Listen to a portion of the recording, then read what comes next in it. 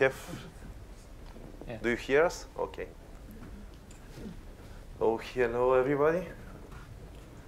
I'm Georgi Peshterski. And I'm Ivanov. We both work for VMware. And we're here today to present our talk about UI automation and the automating of UI charts. So, as the name suggests, our talk is about UI automation. I guess most of you have some experience with UI automation.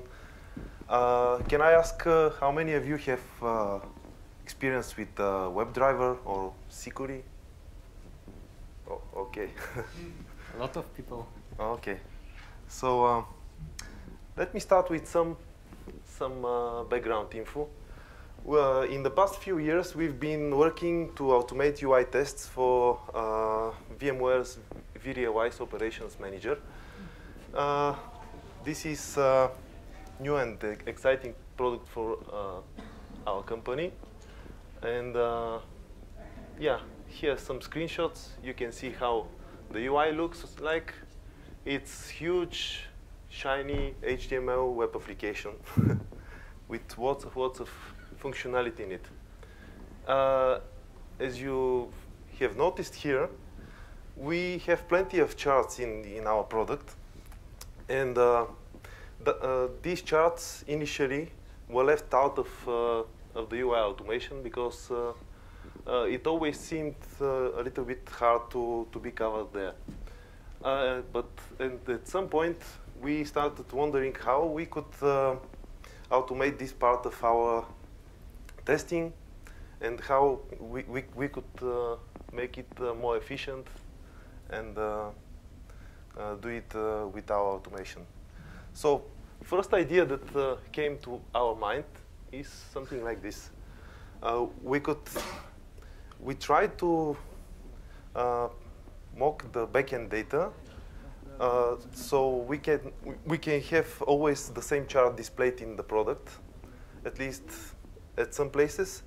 And we tried to compare that static image more or less with reference image that we have saved before that.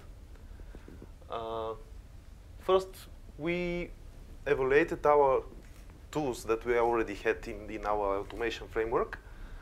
And the first one was Selenium WebDriver that we already have to interact with the browsers and to also navigate in the product. But it turned out that Selenium WebDriver is not the proper tool for the task because, as you can see, the charts are usually represented by some images in the UI. So in the DOM tree, usually, the image will change, and we will show different data. But in the DOM tree, WebDriver will see something like this. It will be some image tag, and the URL we won't change, only the image. So WebDriver is not going to see actually the differences in the charts. So at that point, maybe we started using Sikuli. Sikuli is a great tool, which, as most of you know, is giving you the possibility to find everything on screen by supplying this reference image. The thing is that you have to be quite precise to have pixel by pixel equal images. So the idea that I talked about is to supply the expected image like this and to have the actual image with the mock data looking almost the same. In practice, we found that it's not so easy to mock the data this way. There are some parameters that are not in our control.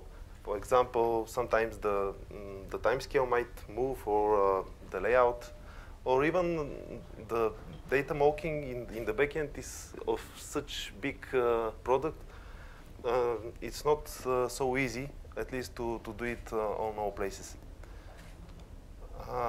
Also, if you try to mock the data, you are not using real data from the product, and this way you are limiting your testing coverage. Yeah. As you can see, there is some difference in the images sometimes. So we took a step further, and we decided to implement image recognition library, which will actually decode the data from the charts which are displayed in our product. And this data will actually be easy to compare with the actual backend data from our product. You might notice that the actual comparison is left out of the library. You should do this in your test. The image recognition library deals only with the extraction of the data from the screenshots. The challenge here is the recognition, first the recognition of the graphics elements in the charts. I want to remind you that the screenshots are just raster images, which are actually a bunch of pixels, like two-dimensional array of pixels. So there is no readily defined line or circle or anything in these pixels. Like you have to process all this and to extract these primitives in a suitable form. The text recognition is similar matter. There is no ABC. You have to find this on your own. The technology that we used Java to implement all this because our current automation is Java-based, and Java is quite popular.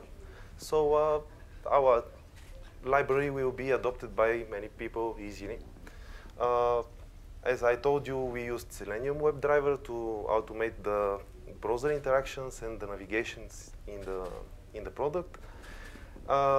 Sikuli, actually we are using Sikuli to locate the region where the charts are located and to take screenshots of these charts and further analyze the screenshots with our library. And we use the open source tool Tesseract, which is maintained and developed by Google, actually, which recognizes text. Given all that info, I'm letting Ivan to explain in details our Thank you, Georgi. So algorithm. First, I'll start with a few words about the application on which we are working. So our application collects data for different metrics in the environment. So it collects metrics like CPU usage, memory usage, network, and other metrics. It stores this data in the database, and when the user wants to see how its environment performs, the application gets this data from the database and render different kind of charts. So as a quality engineers, our task is to test these charts, the correctness of these charts. And you can see that they are also, every time they are different, and if we have to do it manually, this will take a lot of time. That's why we are thinking how we can automate this task. So I'll start first with some explanation about our key step of getting the data from our chart image. So our first step is to identify the scales. And why do we need this? We need this because actually when we have a screenshot of our chart, we have only coordinates of the pixels and also the color of these pixels.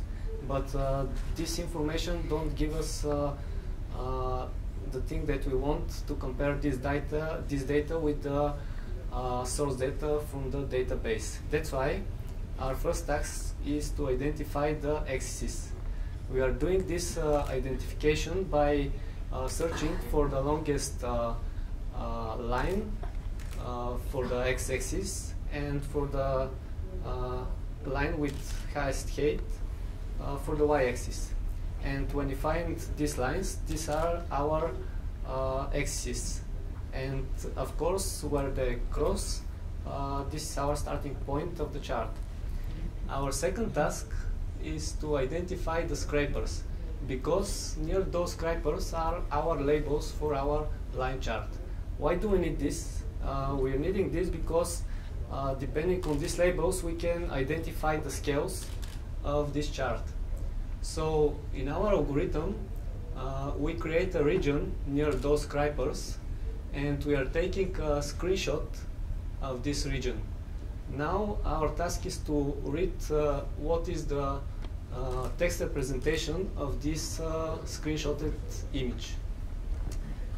So we are converting this image to black and white, and we are applying a threshold filtering because this will increase the correctness of the data recognition by the OCR engine.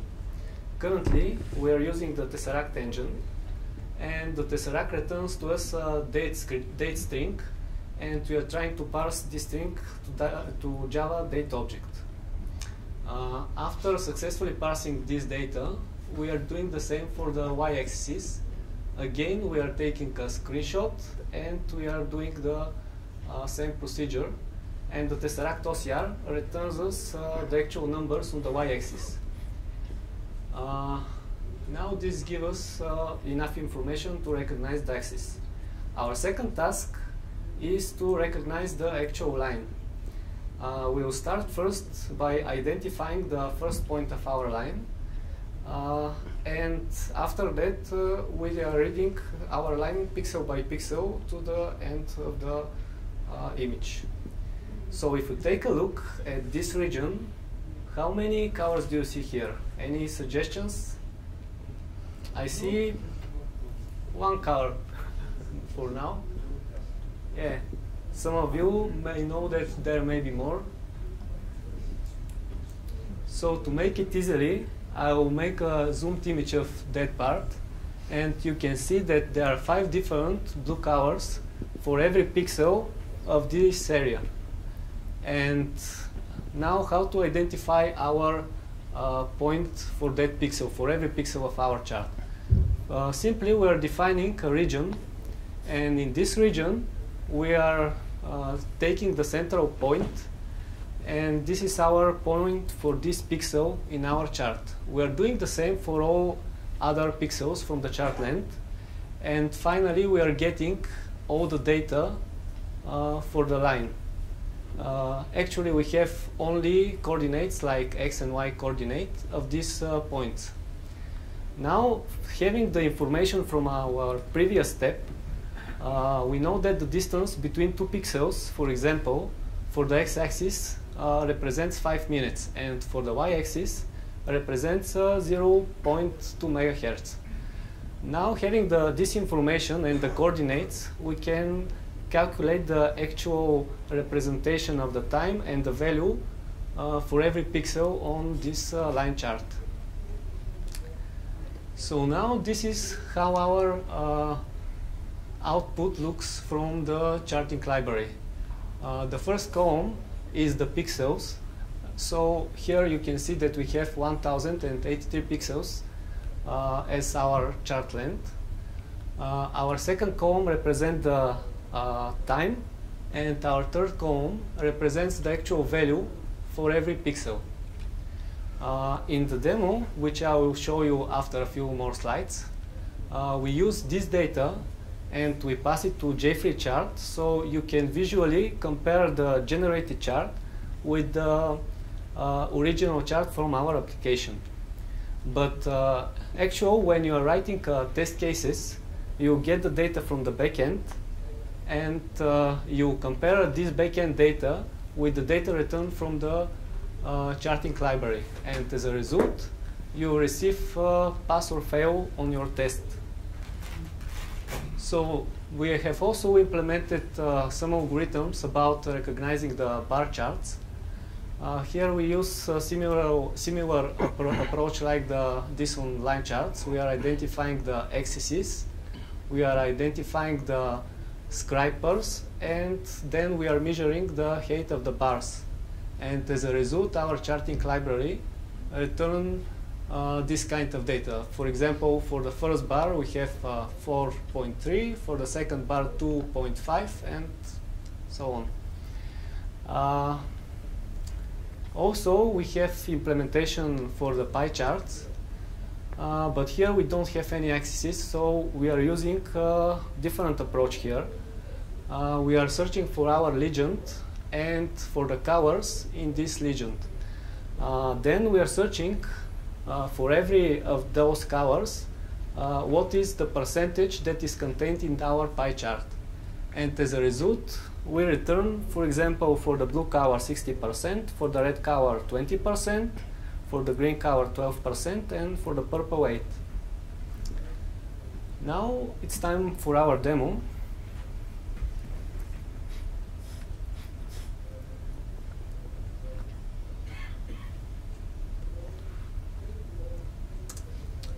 So this is one of our products. Here we use the Selenium WebDriver to log in into our application, and also for the navigation over different tabs and for selecting objects from our environment. And when we finally go to the page where our charts are presented, so here you see our charts. Here we use the Sikuli to create a screenshot of the area where is the chart located, and then we are passing this screenshot to the chart recognition library. Now the chart recognition library gets the data from this image, and we are using then JFreeChart to generate this sample chart. So for the demo, you can visually compare those two charts. They are identical. For example, our maximum is at 2 o'clock, and it's 2,385, and the same is also on our actual chart. So again, at 2 o'clock is our maximum, and at 2:40 is our minimum. So you can see that the data retrieved from the charting library is pretty much accurate. So currently this works for our needs. I will proceed now with the next slide. So I will tell you a few words about the performance of our library. So for recognizing line charts and bar charts, you need something like 3 to 5 seconds for recognition of a charting image with a size of 1080 pixels by 650. And for the pie charts, you need a little, not so much time, because there you don't have this recognition of the axis, and it's working faster. So this is about the performance. Some ideas for improvements. Currently our charts working only with linear axes, so it's a good idea to add logarithmic support. Also numeric x-axis, because currently we deal only time axis for the x-axis, and so also support more different kind of charts, like area charts or candlestick charts, and also adding some more customization options. Currently we have customization options like defining the color of the line, but also other options will be good. So some useful links. This is where you can find the source code of our chart recognition library. It's open source. It's under MIT license, so you can download the source, you can play around with it, and if you want, you can add new features. Also, below are the presentation slides link, some useful link of the tools that which we are using, like the Sikuli and the Tesseract. And thank you for your interest in our presentation. And it's time for questions and answers. Actually, there is one more member of our team, Mario Dimitrov. Mario. Yes.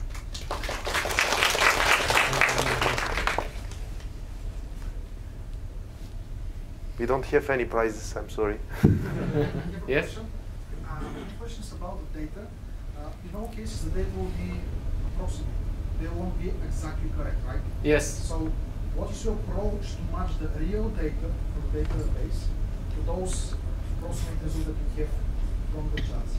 So for our needs, for example, you can define some epsilon, some range of the errors. So for example, if your data is different than the chart data with, for example, 5 or 10, like a value, then your test may pass. But if it's more than this value, it will fail. For example, you define this correctness.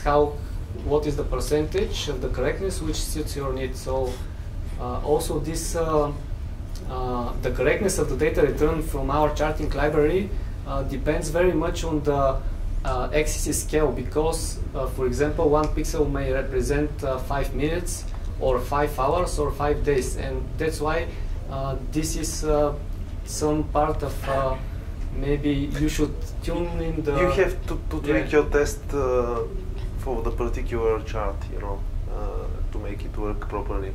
Yeah, you should try, for example, with few charts in your application and decide what is the percent in which you are accepting that the data is correct. So do you have something like a tolerance level library? Currently we don't have implemented, but actually the comparison is out of the library. You are getting the data and you have... Yeah. Maybe this is something that could be implemented as part of the library, some classes that help you with the comparison.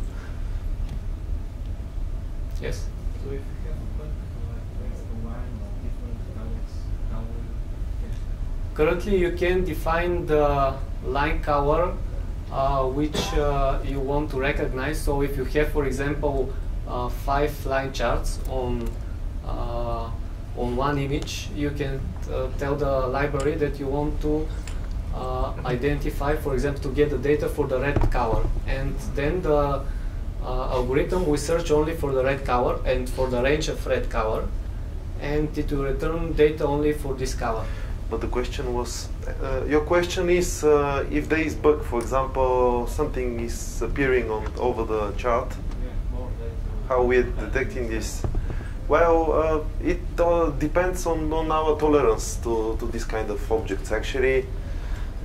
So if there is something on the line, and the line, for example, you have a red line, then some object, and then the line returns, there is some interval of pixels which are defined in our library, where the algorithm will continue to search for these colors, and if it finds such a color, it will connect the last point which is found with the first new one with a straight line. But if next red pixel is not found in this region, then your chart will stop there. But yeah, we will. Yeah. The data will be different, so you will have only a part of the data. If the object is too big and it's not in this range which I mentioned. Some artifacts would be ignored, you know. Yeah. That's the truth. Yeah. Is your approach working for HTML5 charts and they're rendered in canvas or PCG? Actually, you are creating a screenshot of the image, so I think that it will work for everything. If you see a chart on the screen, so you can screenshot it, and it works directly with the image, not with the underlying charting library that generates the image.